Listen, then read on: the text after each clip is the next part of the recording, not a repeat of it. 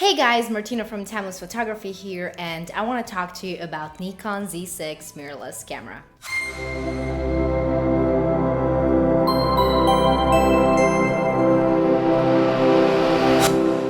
Recently, I had my hands-on testing Nikon Z6, one of the two full-frame mirrorless cameras introduced by Nikon in August 2018.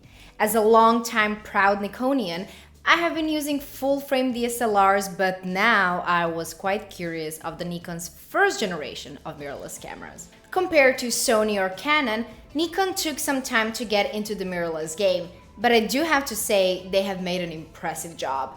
Probably the most adaptable camera Nikon have ever created, its 24 megapixel sensor has excellent resolution and high ISO performance, while an advanced phase detect autofocus system uses 273 points, covering amazing 90% of the image area. The Z6 can be compared to its DSLR sibling, the D750.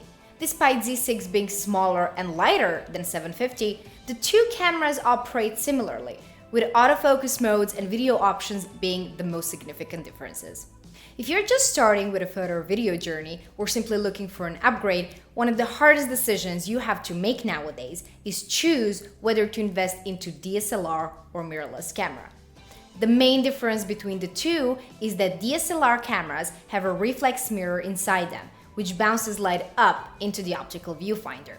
With a mirrorless camera, light goes directly into the image sensor, where an electronic viewfinder or LCD monitor display a preview of the image. DSLRs are generally bulkier in order to have more practical grip for longer periods, and its optical viewfinder work better in low light, while mirrorless cameras are mostly lighter and with silent shutters. Both types of camera will take a fantastic picture, but they feel and behave very differently. In my personal taste, I'm not the biggest fan of super light cameras as I prefer having a good grip and stability, but Z6 is just so easy to hold. It's exceptionally comfortable and an absolute joy to shoot with during the whole day. All in all, ergonomics and overall layout are great, as much as on every Nikon model. When I work with my couples, I direct them a lot and always stylize or adjust something, especially with details. Therefore, I need to have freedom with my hands and a feeling I'm not stranded by my equipment. As you can see, I was easily holding the Z6 in one hand while running around, fixing the dress and making sure this gorgeous flower bouquet shines in its full beauty. It didn't take much time to start a feeling I have been using this camera for a long time rather than one day only. Z6 uses the all-new and larger Z-mount, for which Nikon has presented a new lens series. If you aren't so keen on emptying your wallet buying all new lenses, you can get an FTZ mount adapter, which allows you to use any F-mount Nikon lens while retaining all of their sharpness and image quality. For this photo shoot, I chose to test it with my 85mm 1.8, and I love the result. There is one limitation though. The Nikon Z6 and Z7 do not have in-camera autofocus motors, so if you have an older lenses like my 50mm 1.4D or any kind of an older vintage one you might have purchased on a great backyard sale, you will be able to use them with manual focus only. One of the things I can see being a big problem for me is the sensor dust. Now, if you aren't a prime lens user, it won't bother you as much, but during the wedding day, I constantly change the lenses. I photograph with one body only and have my gorgeous Anna Brooklyn shoulder bag, in which I store up to 3 lenses that I shift throughout the day. As I'm shooting only on prime lenses, depending on what I'm photographing at a particular moment, I would be juggling between 50, 85 or 105mm for the most of the time. In most mirrorless cameras, the sensor is less protected than in DSLRs, as shutter doesn't close when you change lenses. That results in sensor being much more exposed to environment, easier to have dust spots on your sensor, and overall final image. Silent mode is a super cool feature. Okay, to be perfectly honest, I was so distracted by the absence of sound at first because I couldn't actually figure out if I would snap the photo or not. I'm so used to shutter click that I felt like walking in pitch dark room and banging my pinky toe at the edge of the furniture. It felt amazing figuring out I can switch the silent mode on and off. During the most parts of the wedding, I prefer to hear my shutter, but I can definitely see the benefit of the silent mode in the situations you want to be able to shoot without drawing the attention, like during the ceremony, speeches, even during the first look. All in all, it is great for the moments where I would prefer people not knowing I'm taking photos. Guess it just takes a bit of time to get used to the silence from my side. Nikon Z6 uses XQD cards, which might add up to an investment as most of us are still using CF or SD cards. But the two main benefits of the XQD cards are its super fast speeds and high capacity storage limit, especially if shooting raw photos or 4K video. I found it super amazing that my footage can be transferred onto computer in literally no time, which comes extremely handy when coming back home after, well, let's say 10-hour wedding when I just want to hit that soft pillowcase. My only remark here is that there is only one memory card slot. Yes, XQD cards have very strong case, reliable in almost any climatic condition, but I simply love shooting with two cards when one is a backup.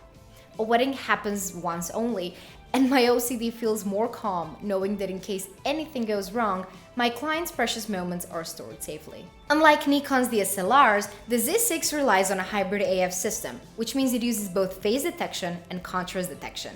This camera has a new 273-point autofocus system, which covers more than 90% of its imaging area, allowing you edge-to-edge focusing and eliminating the need to recompose. Although one could argue that autofocus system on Nikon Z6 is somewhat inferior in speed and accuracy to Nikon's proven 51-point AF system, some of the AF features of the Z6 are game-changing for Nikon. During the weddings, I need to be able to capture very fast moments that happen unplanned and once only, and even though Z6 isn't as fast as my D810, it gave me pretty awesome results, in this case when the groom lifted the bride. Now, what really blew my mind with Nikon Z6 is the battery life. During a full day wedding, I would normally use 1 to 2 batteries if doing stills only. If shooting a video, a power-to-run LCD would suck the batteries even faster. I have tested Z6 for a full day shoot doing both photos and videos, and I didn't even waste one full battery. Z6 is likely the best Nikon has given us in terms of video quality.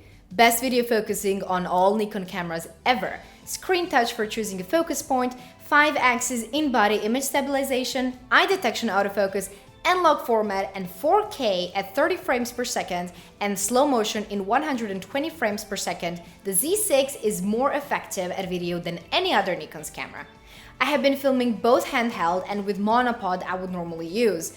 The live view focus is fast and silent, while the in-body stabilization proved very effective. It is the first time Nikon has used IBIS in an interchangeable lens camera, and it really helps you get that smooth motion, unless you're trying to walk and shoot at the same time. When filming, I tried Z-mount's native 35mm 1.8. Nikon says it is wide enough to nail the view, shallow enough to draw out subjects, and I have to add, it is just so damn sharp. I was surprised how close to the subject I can get while still being able to focus. Autofocus is generally so fast and quiet that sometimes I needed the beep sound to reassure me something has actually happened. Something that really helps while filming is a tilting LCD monitor. Even though it angles up and down only without an option of flipping it out, it allows you a lot of creative freedom, especially when filming above or under your head. So, what do you think of Z6? I know that on paper it could easily come across as a cheaper version of Z7, but in reality, it is much more versatile camera. Its finesse, performance, and image quality are just great, and new firmware updates skyrocketed its capabilities. It is an amazing all-around, the jack-of-all-trades camera, especially price-wise. For my photography work, I will stick with the 810, but I can absolutely recommend Z6 to anyone who wants an extremely good all-purpose camera. Or to someone who wants to focus more on the video, because for that part, I'm definitely having itchy fingers. The new generations of Nikon cameras can get only better on top of already amazing performances. Nikon has officially confirmed the launch of the new Z6 II. It is scheduled for 14th of October, and I'm sure Nikon will amaze us even more with the next edition.